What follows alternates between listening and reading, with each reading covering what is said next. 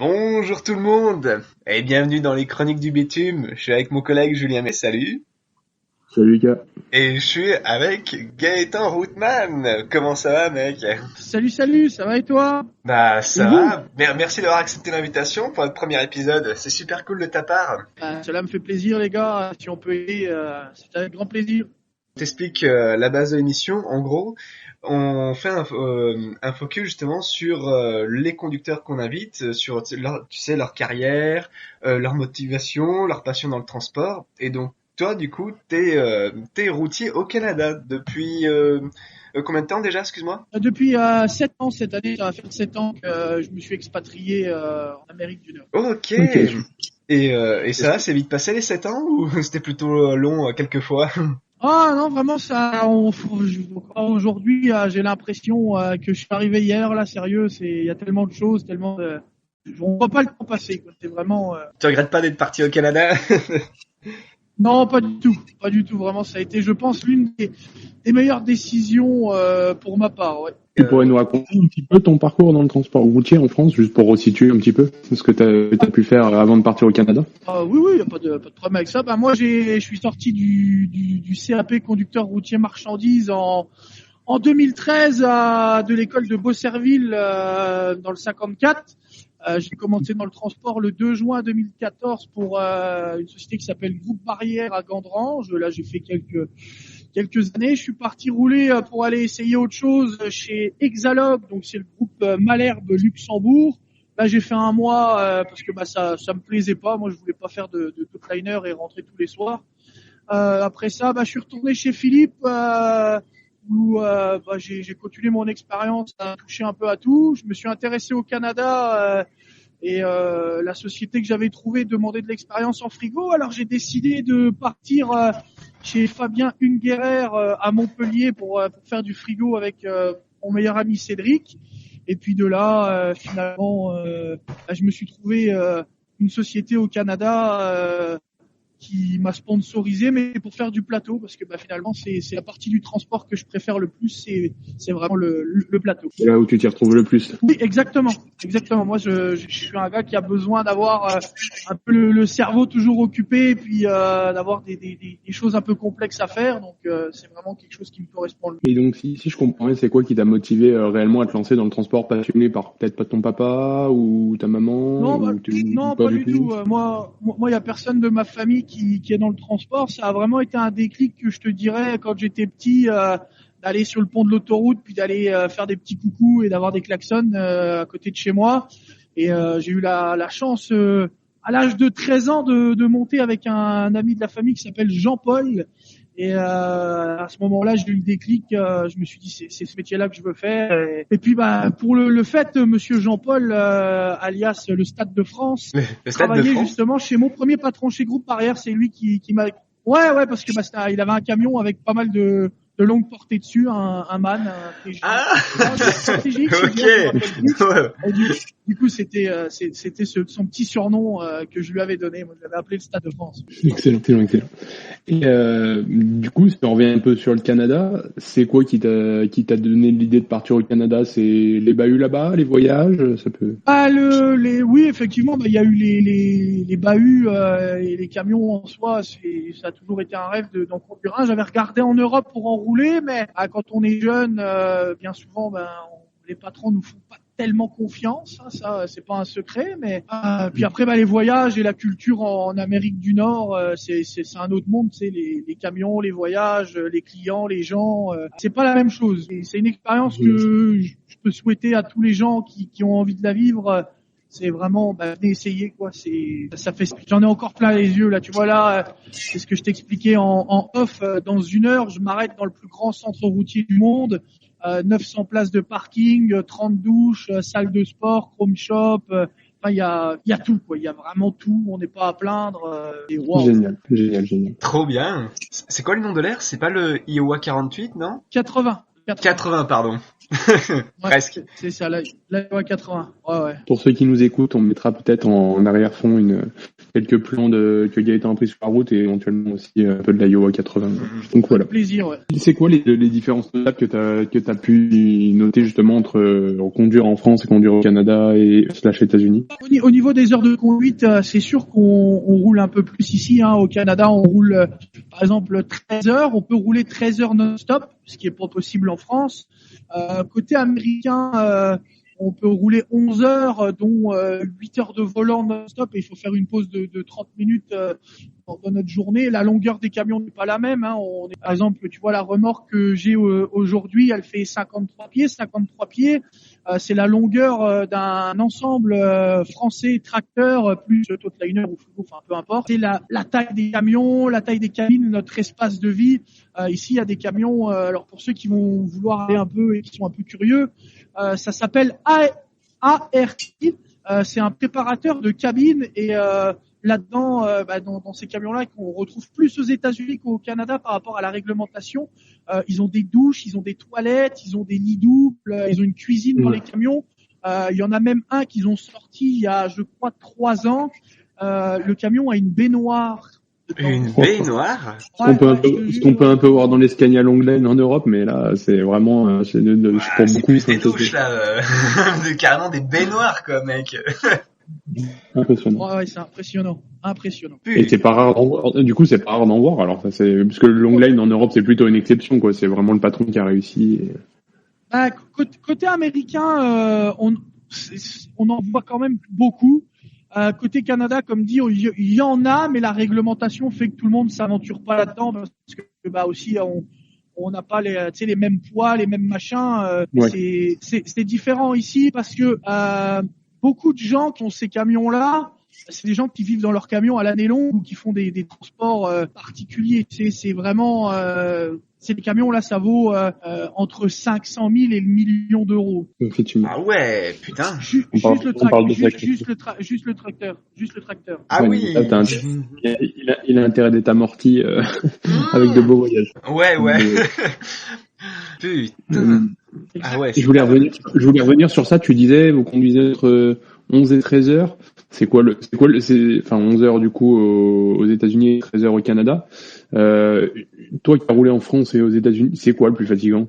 C'est de rouler, c'est différent? Non, parce que moi j'aime ça. Donc des fois on fait 13 heures, j'en ai jamais fait assez. Donc c'est plus au niveau de la crainte, je trouve que c'est plus chiant en Europe, plus dur en Europe qu'ici. Moi après, ça va varier d'un conducteur à l'autre. Moi j'ai des copains qui sont ici 13 heures, ils trouvent la loi c'est la loi. Oh d'accord, ça marche pour les 13h 20h. Est-ce que tu as rencontré quand même des difficultés à la vie au Canada ou non, ça a été comme une évidence pour toi? Non, en soi ça a quand même bien été.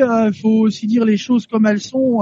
Le français déjà de base est très très mal vu dans les autres pays parce qu'on est très râleur et que on n'a pas forcément notre langue dans la poche. Mais moi, quand je suis arrivé la première année, je suis tombé sur des Canadiens, des Québécois qui étaient pas tellement d'accord que je sois là, à me dire t'es ici pour voler notre travail, t'es sous-payé, tu viens voler nos femmes, alors que pas du tout. Tu vois, les salaires sont régis par l'immigration et les patrons ne peuvent pas, du moins au Québec, les autres provinces, je le sais pas, mais ça doit être pareil. Mais au Québec, un patron ne peut pas dire je te paye tant. Le contrat, il émet, il l'envoie à l'immigration et l'immigration, ça marche avec des zones. Décrète que c'est par exemple $30 de l'heure. Si le patron décide de te payer 29, le contrat va être refusé au niveau de l'immigration. Il ne pourra pas faire venir la personne. Il va falloir qu'il modifie ton contrat et qu'il le mette au taux horaire que l'immigration aura comme décidé. D'accord, ok. Je vois. Et avec un salaire là-bas, entre guillemets, de base, pour quelqu'un qui part à la semaine, on a de quoi vivre honorablement, ou c'est comme en France, ça peut être compliqué? Ça dépend de ton C'est une question d'argent, avec un chauffeur routier qui part à la semaine. Je te parle vraiment en dollars canadiens. Il va gagner entre 4500 et 7000 dollars. Et ça dépend toujours du type de transport, c'est qu'il est par mois. Je parle par mois. il y a énormément de paramètres à prendre en compte. Tu sais, moi, j'ai fait des mois à 14 000 $ par mois, ce qui fait 8 000 euros. Tu vois, mais là, je faisais du transport spécialisé. J'étais chez un patron qui payait plus que ce qu'il fallait, mais on était une équipe je pense, de qualité, quoi. Tu vas voir les reviews de mon ancien boss sur Google, il est noté 5 étoiles, le gars. D'accord, ok, super. Et 8 000 euros, enfin, entre guillemets, donc 14 000 $ canadiens, tu peux te permettre le même train de vie qu'avec 8 000 € en France, ou c'est quand même relativement différent, ou est beaucoup plus cher Les gens pensent que c'est beaucoup plus cher, mais ça dépend toujours de comment tu vis. Tu sais, moi, c'est ce que je dis aux nouveaux arrivants ici. Si tu vis importé, tu sais que tu vas manger du fromage, du pain, boire du vin à ton repas. Oui, ça va te coûter cher parce que ça vient de l'Europe, tu vois. Donc automatiquement, ce qui est importé, ça coûte extrêmement cher. Ça, faut pas se le cacher. Mais si tu vis comme un cas à base, tu vis très très bien. Moi, personnellement, tu vois, je suis le seul salaire à la maison. Je fais vivre entre guillemets ma femme, ses 2 enfants plus notre enfant. Donc tu sais, on s'en sort très bien, on arrive à profiter de la vie sans problème. Et je crois le savoir, mais j'aimerais quand même, parce que je pense que nos auditeurs le savent pas forcément, ça se passe comment, ce système des retraites, du coup, pour vous, là-bas? Alors là, c'est un peu compliqué, c'est une question qu'on me pose souvent, à laquelle j'ai pas spécialement la réponse, parce qu'il y a plusieurs sons de cloche. Il y a comme des caisses dans lesquelles tu peux cotiser, j'ai pas entièrement la réponse, je pourrais pas vraiment te répondre exactement parce que je veux pas dire de bêtises, mais cette information-là, je pourrais aller te la rechercher exactement comme il faut. Voilà. En tout cas, oui, il y a des retraites. Comment elles marchent, j'en suis pas certain et je veux pas induire en erreur nos auditeurs. C'est pas comme le système aux États-Unis par capitalisation, je pensais, moi, c'était comme ça. Je suis pas certain. D'accord. Pas de souci. Lucas, tu vas peut-être reprendre la parole un petit peu, j'ai beaucoup parlé. Après entre guillemets, je pense pas que Gaëtan va prendre sa retraite d'ici 1 ou 2 ans quand même. Non, pas du tout. Je vais avoir 30 ans cette année. J'espère encore faire au moins 30 ou 4 ans dans le métier, si c'est pas plus. Là, moi, tirer ça jusqu'au bout. Ok, super. Après, entre guillemets, est-ce qu'il y a plus de vieux routiers au Canada ou plus en Europe? Ici, il y a beaucoup d'anciens. Ils ont du mal à attirer les jeunes. Hein. Ici, c'est un métier impopulaire. À attirer de la main d'œuvre. Ouais, c'est ça. Bah, tu sais, c'est pas forcément toujours bien vu d'être routier, un peu comme en Europe. Mais tu sais, les jeunes, je pense que c'est pareil de l'autre bord. C'est plus ce que c'était, tu sais, de vouloir partir des semaines ou des 15 jours. C'est fortement le cas avec les distances qu'on parcourt. Partir 15 jours, 3 semaines. Après, ça a été mon choix. J'étais célibataire. Moi, je suis parti 6 mois sans rentrer. Hein. 6 mois, c'est ça. T'as pu faire le tour des États-Unis, alors j'imagine. Ah oui. Moi, j'ai fait le tour. J'ai fait le tour des US. Après, des US et du Canada. Après, c'est ce que j'explique aussi aux gens. On a de la chance de faire ce métier-là parce que j'y suis allé en camion, mais j'ai loué une voiture. J'ai fait San Francisco. Je vais à la plage en Floride. Je vais visiter Miami. Tu sais, on a tellement d'options aujourd'hui, même New York. Qui nous permettent de t'es pas comme cantonné, quoi. Comme Turo. Oui, c'est ça, mais même en France, c'est juste que les gens, on n'y pense pas spécialement. Tu sais, mettons, t'es garé à Paris, prends un Uber, va visiter Paris, loue une voiture sur Turo. Tu sais, il y a tellement de possibilités. Il y a tellement de choses à faire. Oui, voilà, il y a un gars ici qui s'appelle Benoît, il a une trottinette électrique dans le camion, bien sûr. Génial. Et c'est un peu de l'aventure. Je pense que ce serait dommage de se cantonner uniquement à sa cabine quand tu pars à 1 millier de kilomètres de chez toi, quoi. Enfin... ça c'est mon idée à moi, effectivement, de pas rester enfermé et de profiter. Et c'est aussi pour ça qu'il y a certains couples qui sont soit tous les deux chauffeurs ou la femme va devenir chauffeur et ils vont aller dans des sociétés qui font du double équipage et ils vont profiter pendant quelques années, voire toute leur fin de vie ensemble à voyager parce que c'est toujours mieux d'être à deux que tout seul. Moi, j'ai eu la chance de rouler avec mon ex-copine Stacy pendant 4-5 ans et on a trippé notre vie, on a visité des endroits et je pense que si elle aurait pas été là ou que j'aurais pas été là, on n'aurait peut-être pas forcément été, tu vois. Super. S'il y a des aspirants expatriés qui nous écoutent, t'as quelques conseils à leur donner? C'est de croire en soi et de pas écouter les autres, parce qu'il y en a beaucoup qui vont dire oui, il faut pas aller au Canada, c'est pas payant, on n'a pas de système de santé, on est des c'est pas vrai, c'est juste des on-dit. Puis quand tu creuses un peu, c'est soit des gens qui ont malheureusement pas le courage de venir ici, ou qui veulent pas que les autres réussissent dans la vie. Ça, c'est typiquement, je te dirais, français. Ils ont fait 4 ans ici. 4-5 ans, ils ont vécu dans les camions, les gars, c'était leur choix. Ils sont rentrés en France, ils ont acheté des baraques à 200 000 euros cash. Ils n'ont pas fait de crédit à la banque. D'accord, on parle effectivement de belles sommes mises de côté. Ouais. Oui, si tu gères bien ton argent, il y a vraiment de quoi bien vivre. Vraiment. Moi, je suis arrivé au Canada, j'avais $2000 dans le portefeuille, une valise avec 7 jours de vêtements et 2 paires de chaussures. Et aujourd'hui, on est 7 ans plus tard. J'ai 2 pick-up, une Subaru, un camion. Je suis pas propriétaire de maison parce que j'ai pas trouvé chaussures à mon pied. Je suis un gars compliqué. Puis je veux l'entreprise dans la cour de la maison, donc c'est plus dur. Mais en soi, la vie est belle. Là, moi, je suis arrivé avec rien, puis tout s'est construit. Mais ça se fait pas du jour au lendemain. Tu vois, j'ai pas débarqué de l'avion et j'ai pas eu les yeux plus gros que le ventre. Ça a mis 1 an avant que je puisse m'acheter mon premier pick-up. Ouais, j'ai pas brûlé les étapes. Il y en a, c'est ce qu'ils font. Ils arrivent ici, puis je veux gros V8, je veux ci, je veux ça, et au final, 6 mois après, ils sont enterrés dans les dettes, et voilà. Ouais, mais même mine de rien, 7 ans, quand on voit tout ce que tu as pu accumuler, comparé à la France, ça reste largement plus que n'importe qui en France. Je pense, je connais pas de routiers français en tout cas qui ont 2 pick-up, une Subaru. Ça me paraît difficilement envisageable en France.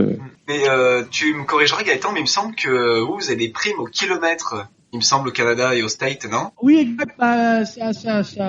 Il y a des entreprises qui commencent à payer à l'heure, mais effectivement, les chauffeurs, en général, ils sont payés au miles, ce qu'on appelle au 1,6 km. Et de là, après, il y a d'autres petites primes à côté pour les chargements, les déchargements, les attentes. Comme tu sais, les gars qui font du plateau, mettre une bâche, ils sont payés. Donc, le cumul de tout ça fait que effectivement, on peut sortir de très beaux salaires à la semaine, parce qu'on est souvent payé à la semaine ici ou aux 15 jours, et bien souvent c'est à la semaine. Voilà. Ok, ouais. Ouais, parce que tu vois, Julien, ça par exemple, le paiement au kilomètre, ça il est strictement interdit en Europe. Ouais, je pense qu'ils l'ont interdit parce que ça poussait à commettre un peu de l'infraction en France, en Europe. Ouais, c'est pour ça. Ils ont fait la RSE qui est plus centrée sur vraiment l'encadrement total des conducteurs et sans pour autant les pousser, pas à la faute, mais à rouler à fond de balle pendant 24 heures. Oui, c'est sûr, ouais. Mais d'ailleurs, en parlant de ça, aux États-Unis et au Canada, la réglementation elle est plutôt respectée de ce que tu as pu en voir, ou il y a quand même, j'ai l'impression que dans certains endroits c'est encore un peu le Far West, je me trompe? Au Canada, ils ont mis assez de choses en place pour entre guillemets les riches, qui arrivent toujours, ça, voilà. Aux US, c'est différent. Ils peuvent encore rouler ce qu'on appelle au logbook papier, c'est-à-dire qu'ils ont un carnet et c'est eux qui notent ce qu'ils font dans la journée. Pas tous les camions, ça prend certains types de camions, ceux qui sont de mémoire avant 2000, et si tu veux, c'est un carnet comme quand tu tires un ticket en fait de ton mais tu tires comme quand tu tires un ticket de ton tachygraphe à l'arrière. Tu dois faire le trait de ce que tu as fait de ta journée. Là, c'est pareil sur un carnet. Tu es capable de faire. Tu fais une feuille, t'arraches la feuille, tu refais l'autre. Comme un peu le disque dans les années 2000. J'expliquais le monteur au cas où pour ceux qui savent pas. Avant l'avènement du disque, on utilisait un carnet enfin moi j'ai pas connu, mais pour les anciens, ils utilisaient un carnet T'as connu le disque, ok. Où il notait tout sur un carnet finalement, mais il mettait ce qu'il voulait, donc on appelait ça un monteur. Voilà. Au Canada, ils ont modifié un peu la loi sur ça parce que tu pouvais acheter ce qu'on appelle des glider kits, c'est-à-dire que tu achetais un tracteur neuf sans moteur et tu lui greffais un moteur d'avant 2000 et c'était l'année du moteur qui faisait foi. Et donc en faisant ça, les mecs ils achetaient des tracteurs neufs, descendaient des vieux moteurs. Et ils se retrouvaient à devoir rouler au log papier. Sauf que le Canada, ils ont remarqué un petit peu la supercherie et ils ont dit là maintenant, c'est plus l'année du moteur qui fait foi, c'est le numéro de châssis. Alors bon, il y a encore des petits malins qui rachètent des vieux trucks, qui liment les numéros sur les nouveaux, qui les refrappent. Enfin, il y en a, ils se cassent vraiment la tête parce que tu sais, c'est des vrais Gaulois là, les gars, c'est des téméraires. Mais aux États-Unis, c'est toujours l'année du moteur qui fait foi. D'accord, ok. C'est quand même pas qu'une idée reçue, quoi. Comme il y a une partie où c'est encore un peu le Far West, quoi. Mais bon, tu me diras comme ça. Côté américain. Tu sais, tu prends 4 morceaux de tube, un moteur, tu lui mets des phares, c'est homologué. C'est pour dire. Quoi. Oui, d'ailleurs, je pense qu'il y en a peut-être beaucoup qui l'ont vu sur TikTok là. Alors, je dirais une connerie, je sais pas, c'est un Kinnover Saint-Peterbilt. Le camion noir qui est fait avec, qui a des scies, un Freightliner, voilà, qui a des scies électriques qui dépassent de tous les côtés. C'est assez hallucinant à voir. En France, il ferait pas 100 mètres sans se faire arrêter, quoi. Ah bah ici, il y en a même certains qui comprennent pas parce que on a un contrôle technique à passer une fois par année.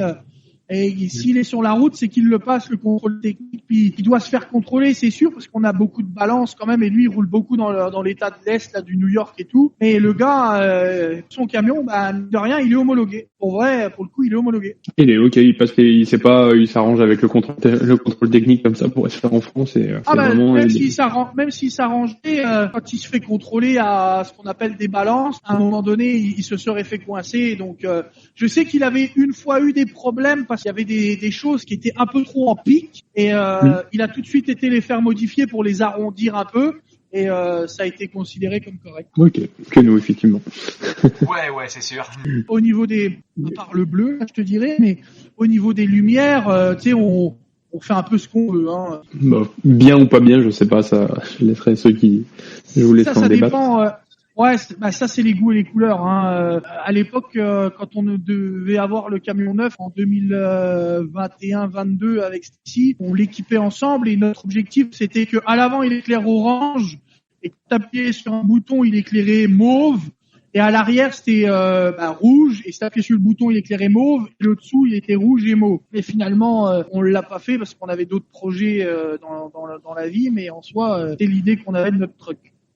D'accord. D'ailleurs, pour l'équipement d'un camion, c'est plutôt correct les prix ou c'est quand même un vrai budget, quoi? Ah, ça reste un vrai budget, hein. Quand tu veux mettre de qualité, ouais, ça peut vite te coûter cher. Moi, tu vois, le pare-buff à l'avant, il m'est revenu posé sur le camion à peu près, 8 500, 9 000 euros. Et si ça te dérange pas, je voulais dériver un petit peu sur le contenu que tu partages en ligne. Je me demandais, toi, c'est quoi qui t'a poussé un petit peu à partager sur les réseaux? Parce qu'il y a beaucoup de gens qui me contactent et beaucoup des anciens.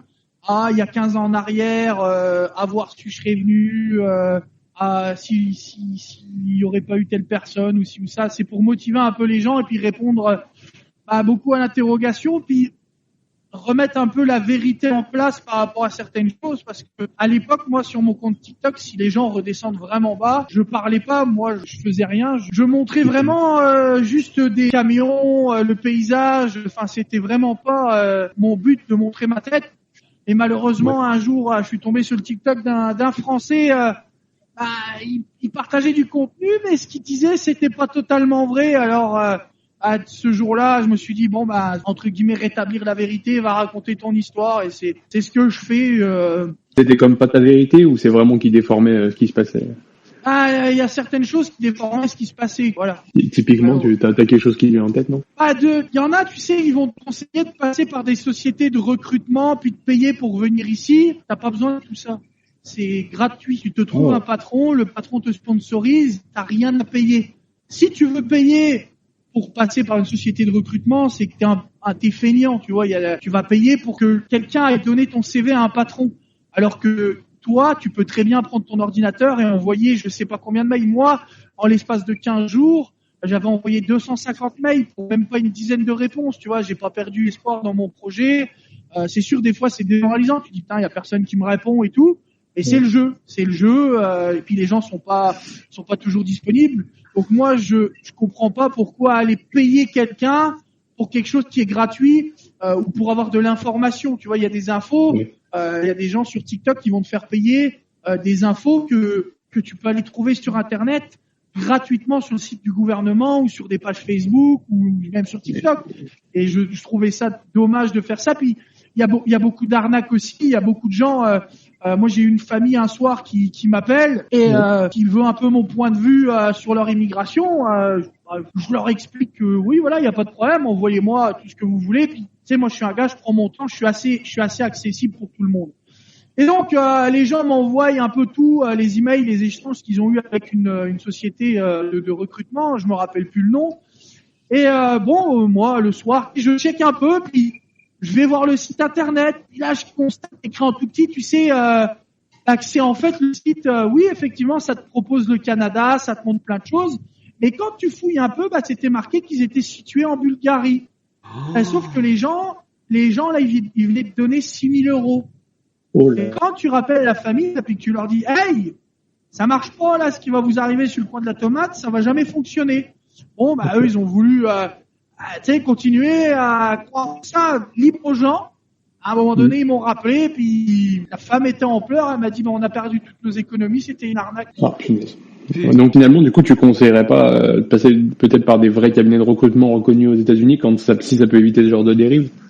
Il y en a même en France. Moi, je peux donner des noms. J'ai pas peur de ça. Les gens qui veulent payer pour venir et vraiment se faciliter la vie et entre guillemets, voilà.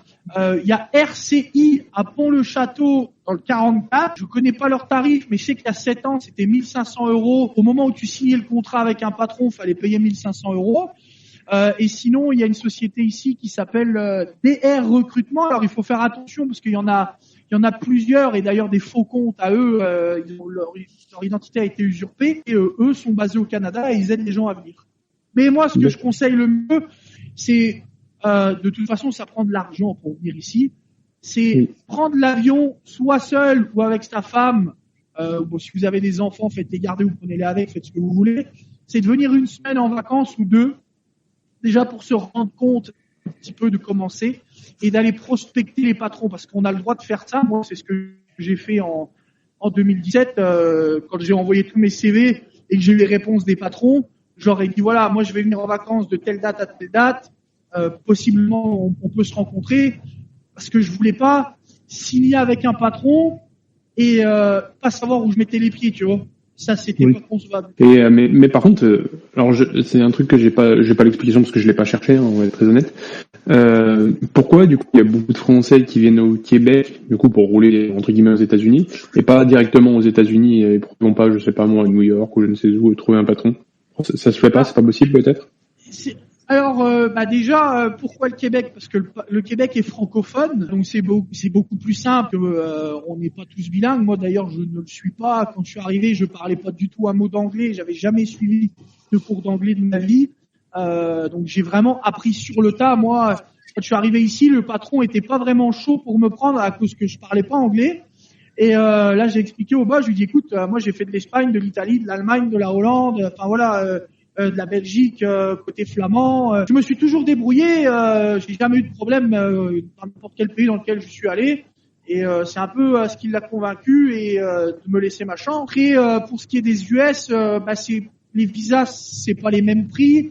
Les patrons sont un peu plus réticents. C'est pas pareil. C'est un peu plus compliqué quand même les US. Et il y en a, ça leur pose problème d'avoir un service 100% en anglais. Il y a des gens, tu sais, c'est des téméraires. C'est comme au Québec. Il faut savoir que la langue française au Québec est protégée par la loi 101. Ah. D'accord. Tu vois, mon entreprise, voulait l'appeler Routman Trucking International.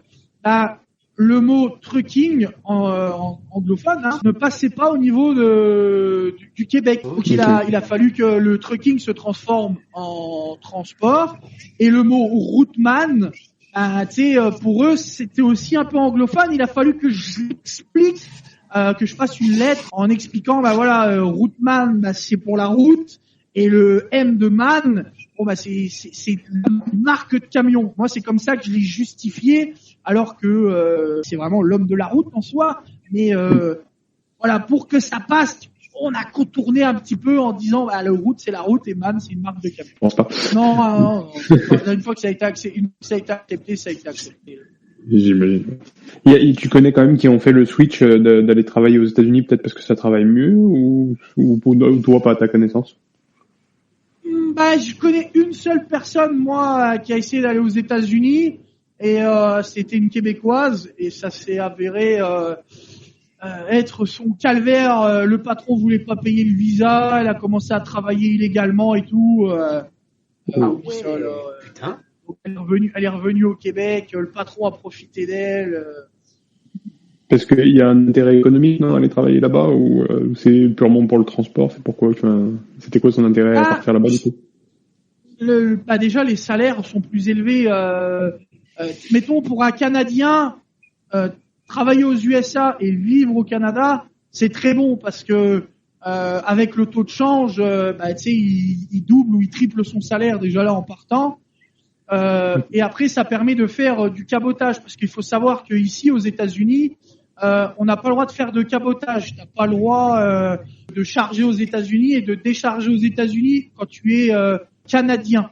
Voilà, un camion canadien peut le faire, mais le chauffeur qui est canadien a pas le droit. Si mettons demain, moi mon camion, je mettrais un chauffeur américain dedans, le camion pourrait rester aux États-Unis tout le temps, il y aurait pas de problème. Mais par contre, ça serait un chauffeur canadien, ça n'irait pas, ou même un chauffeur français, peu importe, ça n'irait pas parce que le cabotage est interdit. D'accord, ouais, je comprends mieux. Ok, putain. Mais toi, par exemple, t'aurais un réel intérêt à embaucher un Américain, ça pourrait être gagnant-gagnant pour toi.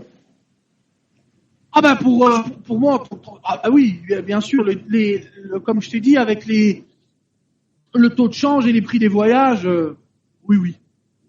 D'accord, ok. Ouais, c'est vraiment, en gros, si je peux faire la corrélation, c'est un petit peu comme le français frontalier qui va travailler sur Suisse ou éventuellement Luxembourg, quoi. Exact. Ok. C'est exactement ça que je pensais, ouais. T'avais des anecdotes marquantes un petit peu, non, de ta carrière? Oh, bah, pas spécialement, tu sais, comme je te l'avais dit en off, moi je suis un gars, avec mon pote Kylian, là, il m'appelle l'adapteur, parce que je m'adapte à tout, puis il n'y a rien qui me dérange dans la vie. Après, la chose la plus marquante que j'ai eue, moi, c'est l'année dernière, mon camion qui a pris feu sur le bord de l'autoroute en Iowa. Une chance, on a réussi à sauver mon tracteur et la remorque, mais sinon, après, tu sais... C'était lié à quoi? Une usure, un souci technique? J'ai eu une panne de frein en roulant, donc parce que moi j'ai un camion de 2005, hein, donc puis la plupart des camions ici ont encore des freins à tambour, et en fait j'ai le ressort qui a cassé à l'intérieur du booster de frein, et en fait ça a serré ma mâchoire de frein assez fort pour que ça coince, mais pas assez pour bloquer ma roue, et il y avait pas de fumée, rien du tout. Ça a juste chauffé. Et à un moment donné, mon pneu a éclaté, donc je me suis arrêté tout de suite. Il n'y avait pas de fumée, rien. Et au moment où je m'arrête, le feu a démarré. J'ai essayé avec l'extincteur et tout ce qui était possible. J'ai jamais réussi. Ça a pris les pompiers pour qu'ils éteignent le camion. C'était déjà bien trop chaud. Mais c'est complètement décimé le camion. Vous avez quand même sauvé une partie du camion. Ah non, je suis dedans actuellement. On l'a reconstruit. Ah ok. Wow. Je t'enverrai des photos. Vous les garderez pour vous, ouais. Celle-là, mais vous verrez que voilà. Ouais. Bah, au moins t'as pas été blessé. Non, vraiment pas. C'est juste que tu sais quand c'est ton camion de rêve, mais tu sais quand t'as ton camion de rêve qui là ça prend feu et que t'es impuissant sur le bord d'une autoroute, tu sais. T'as toutes tes émotions qui sont là, tu te dis putain, je me suis battu pour en arriver là et en l'espace d'un instant, tu sais, tout part en fumée, mais moi j'ai la chance d'être broker donc tractionnaire pour mon ancien boss et qui a été d'un soutien plus qu'exceptionnel et qui a été récupérer mon camion aux États-Unis, qu'il l'a rapatrié jusqu'à chez lui, qu'il l'a mis dans son garage, qu'il l'a fait reconstruire avec ses équipes. Les mecs ont fait un travail de titan, tu vois. En l'espace de quelques jours, le camion était démonté. La semaine d'après, il était remonté. Il y a des gars qui sont allés chercher des pièces aux États-Unis pour mon camion, des suspensions, des machins. J'ai vraiment été entouré d'une équipe formidable et de collègues formidables. Tu vois, c'était vraiment exceptionnel d'avoir une entraide comme ça de gens qui... Il t'a bien rendu entre guillemets tes années de dévotion à son compte, quoi. Oui, oui. Ah oui, oui, parce que tu sais, un truc comme ça, là, ça chiffre vite. Hein, donc, ça a été exceptionnel et il le sait à quel point je le remercie et c'est d'ailleurs pour ça que tu sais, je continue à faire affaire avec lui, parce que bah, c'est la moindre des choses. Tu m'étonnes. J'avais encore une petite question sur ton contenu. T'as remarqué des choses qui fonctionnent mieux, toi, parce que je vois que tu fais beaucoup de réponses à ta communauté, mais est-ce qu'il y a des petits contenus qui marchent mieux, des petits conseils pour s'il y en a qui voulaient se lancer aussi? Ouais, bah il y a beaucoup de gens quand je réponds aux commentaires, ça aime beaucoup les dramas, hein, ça c'est Internet Ouais. là, mais Ah oui. et en soi, oui, moi je réponds, j'essaye de répondre au maximum aux gens. Des fois, je me répète. C'est pas tout le temps évident, mais ouais, les gens sont beaucoup là pour les dramas. Ça je l'ai remarqué dans certaines vidéos où tu sais tu viens à te fâcher un petit peu, puis là les gens, tu sais, ça regarde, machin. Après bon, Oui. bah il y a beaucoup de jalousie aussi, tu vois. Et des gens qui vont dire ah bah t'es gros, ou alors si ou ça. Tu sais, j'ai fait une vidéo là, c'est hier, parce qu'il y a un gars qui dit oui, ben je suis au courant que ton entreprise est ouverte que depuis 1 an, tu sais, blablabli, blablabla, le camion est pas à toi. Et tout le monde le sait en fait que le camion il est pas à moi. C'est comme je lui ai dit, c'est comme ton patron, les camions lui appartiennent pas, ils appartiennent à la banque. Bah ouais. Tu sais, non mais voilà, tu sais, les gars, ils ont un raisonnement pareil. C'est pareil pour moi, il est pas à moi. Mais dans 1 an, je pourrais dire oui, ok, j'ai fini de le payer, j'ai fini, j'ai terminé, c'est le mien, il est à moi, je peux le mettre en pot de fleurs devant chez moi, il me coûtera plus rien. Voilà. Ouais. Mais c'est vrai que justement sur tes contenus, bah moi je te suis sur Facebook depuis longtemps et ouais, t'en as on dirait qu'ils sont là, mais vraiment juste pour te casser les couilles. Hein. Oui, oui, exact. Oui, il y a des gens, c'est juste pour ça. C'est de mon point de vue, c'est pitoyable. Même quand j'étais arrivé au Canada il y a 7 ans, je m'étais dit, je vais faire une petite chaîne YouTube, parce qu'à l'époque, il n'y avait pas de TikTok, je crois, ou alors j'étais pas fan de TikTok, je sais pas trop là. Et il y a un Français qui était déjà implanté ici, puis que ouais, ils me volent mes abonnés, ils me volent ci, ils me volent ça. Oula, attends, moi je suis là pour voler rien à personne.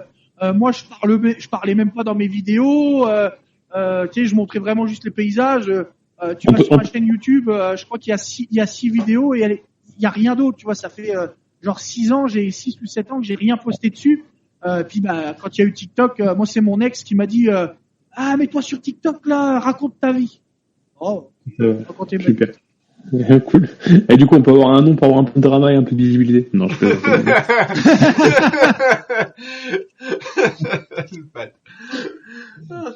plaisante. Ok, bon bah super.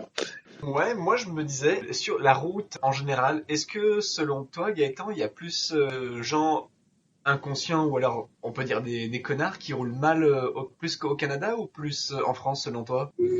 Alors là, c'est un sujet qui fâche ici. Ah ouais? Oui, oui, là, c'est là au Canada, même aux États-Unis, il y a un État qui est l'Arkansas qui veut interdire les camions canadiens avec ouais. Parce que en fait, au Canada, plus précisément en Ontario, il y a des chauffeurs qui sont formés sans être formés. On donne les permis de conduire aux gars littéralement. Ils ont jamais conduit de camion de leur vie. C'est des gars qui viennent, c'est des Indiens là, nous on les appelle les turbans. C'est des gars qui ont des turbans sur la tête. Okay. Et ces gars-là sont pas formés à la conduite de véhicules lourds et on les balance sur la route et c'est des vrais dangers publics. Je sais pas si vous avez déjà eu l'occasion de tomber sur des vidéos comment ils conduisent chez les Indiens. Oui, c'est impressionnant. Ils sont en train de slalomer entre les bagnoles, enfin, c'est affolant. Voilà, ils font pareil ici avec des camions lancés à 110, 130, et ça fait des morts. Il y a quelques années de ça, il y en a un, il s'est pas arrêté à un stop, il a tapé un bus d'une équipe de hockey, il a tué tous les jeunes, quasiment tous les jeunes de l'équipe de hockey. Non, c'est une catastrophe. Et puis il y a eu un dernier accident il y a quelques temps. Il y a un chauffeur qui a ignoré, en fait c'était une descente abrupte, et il a ignoré l'interdiction poids lourd, et arrivé en bas, le gars, au lieu d'aller se mettre dans le lit d'arrêt, là, dans le bac à sable, parce que je pense qu'il comprenait pas le français, il était au Québec, il a décidé en fait qu'arrivant en bas, c'était on verra bien ce qui arrive. Sauf qu'en bas, il a mis un coup de volant parce qu'il y avait une voiture. Le camion est tombé sur la voiture. Il a tué une jeune femme d'une 25 ans. Ouais. Putain, Et c'était un chauffeur. C'était un chauffeur qui avait pas l'expérience et qui n'était pas en condition de faire ça. Mais c'est fou parce que, tu vois, on commence à les voir, enfin, pour le coup, il me semble que c'est des Indiens aussi qu'on commence à voir, notamment chez Optrans, pour pas les citer. Pas forcément Oui, des Indiens, mais c'est des Ouzbeks, des Kazakhs et quelquefois des Pakistanais, mais pas encore des Hindous. Ça devrait pas tarder. J'allais dire, bon, mis à part que tu les vois pour se mettre à qui, des fois c'est un petit peu compliqué, mais en France, j'ai l'impression que eux, pour le coup, roulent raisonnablement, voire même doucement, parce que déjà peut-être que les camions sont limités, mais ici, moi j'en ai. c'est pas le cas. J'ai déjà vu 4 mecs sortir d'une cabine pour manœuvrer un camion. Enfin, un qui conduit, 3 qui sont sortis de la cabine. Ouais, je te jure. C'est plus du double équipage, quoi. Là, c'est du quadruple équipage. Je sais pas comment ils font, pardon, mais c'est vraiment catastrophique. Puis tu me parlais d'une petite anecdote. Là, pour le coup, c'est pas la mienne, c'est celle d'un ami à moi qui est mécanicien au lac Saint-Jean chez Peterbilt. Et en fait, ils ont rentré un camion dans le garage.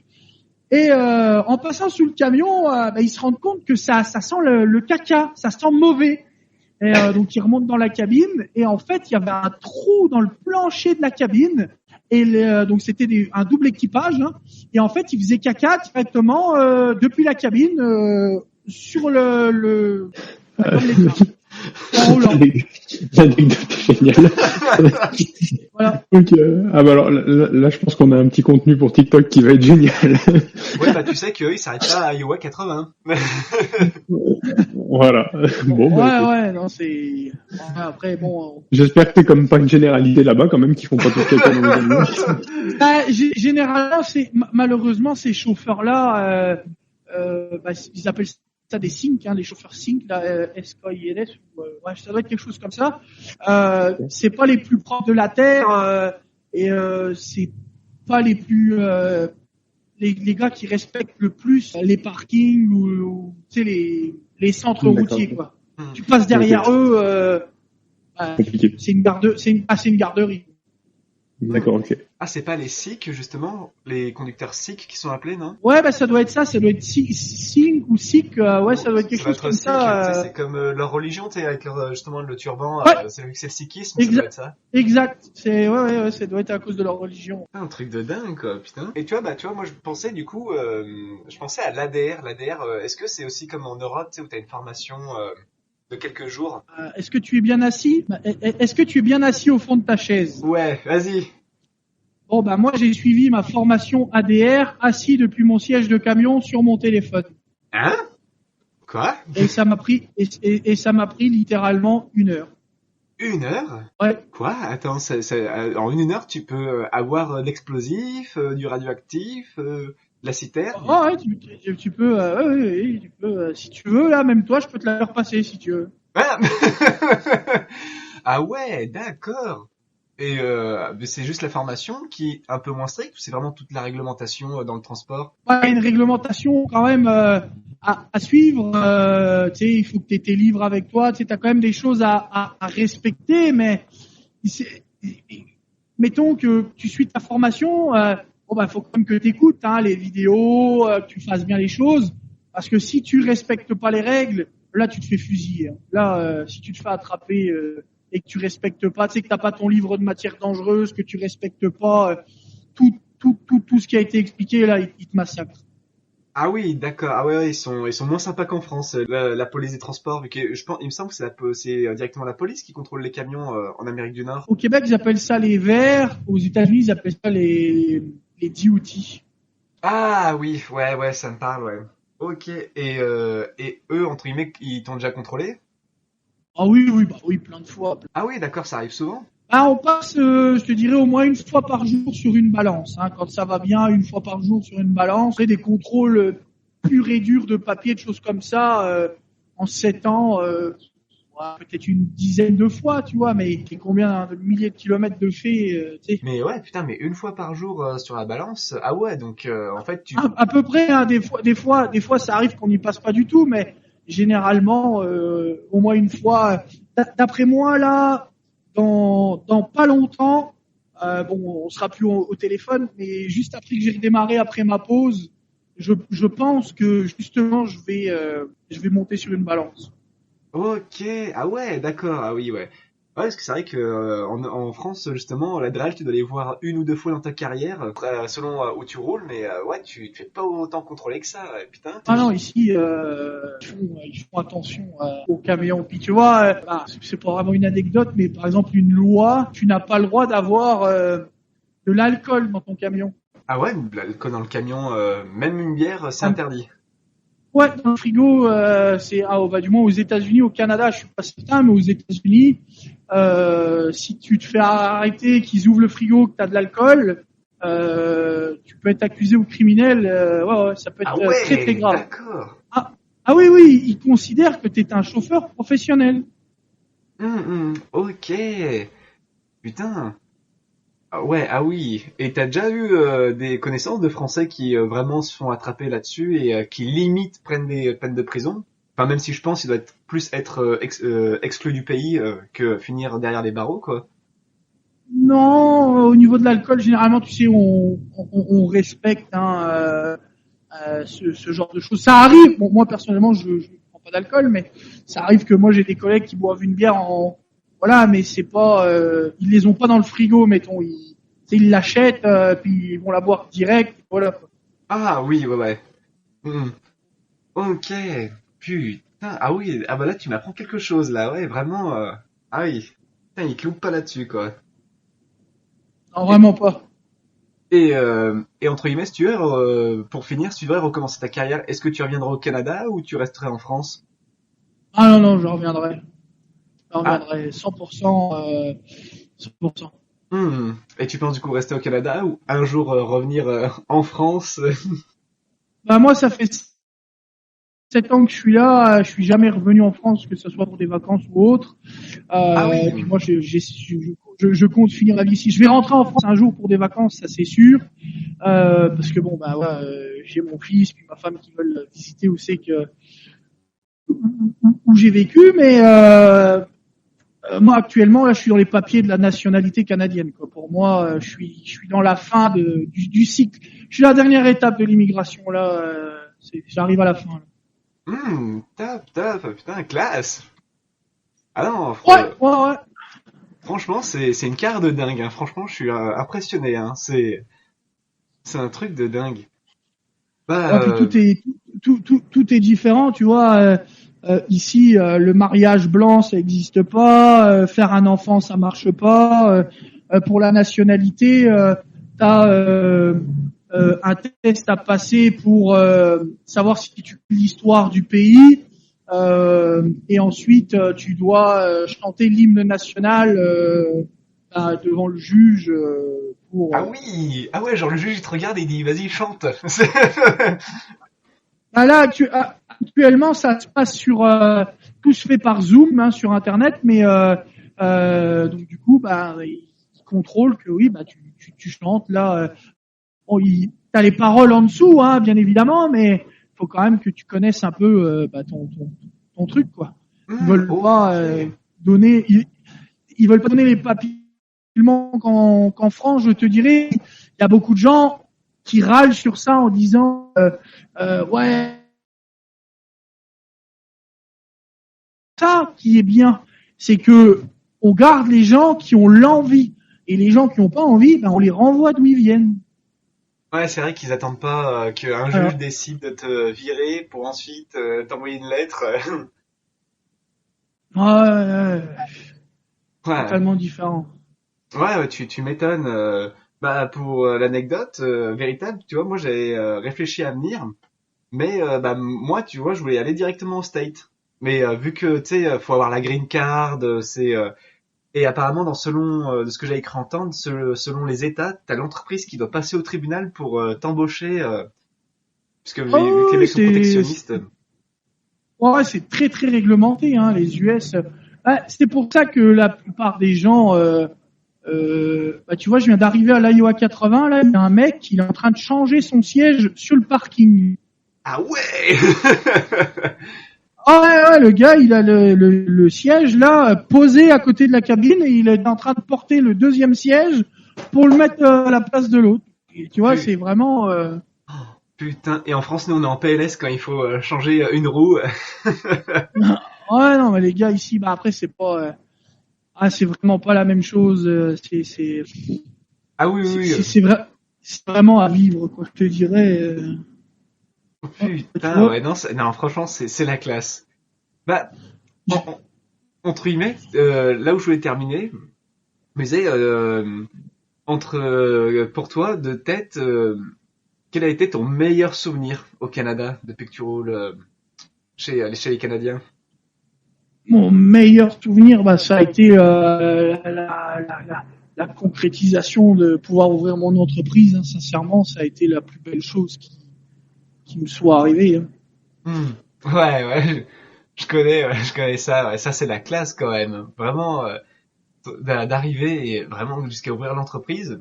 Ah, je croise les doigts pour que ça marche. Hein. Franchement, ouais, Oui, c'est mérité. moi aussi là, j'espère vraiment, mais il y a pas de raison que ça marche pas. Comme dit, je suis bien entouré. Ça fait une année que ça déroule. Voilà quoi. Hum. Au top, au top. Eh ben, allez, je pense qu'on va s'arrêter là. Je pense que ça a été pas mal. Est-ce que tu veux que je redirige les gens sur ta page Facebook, sur TikTok ou... On peut, il y a pas de problème.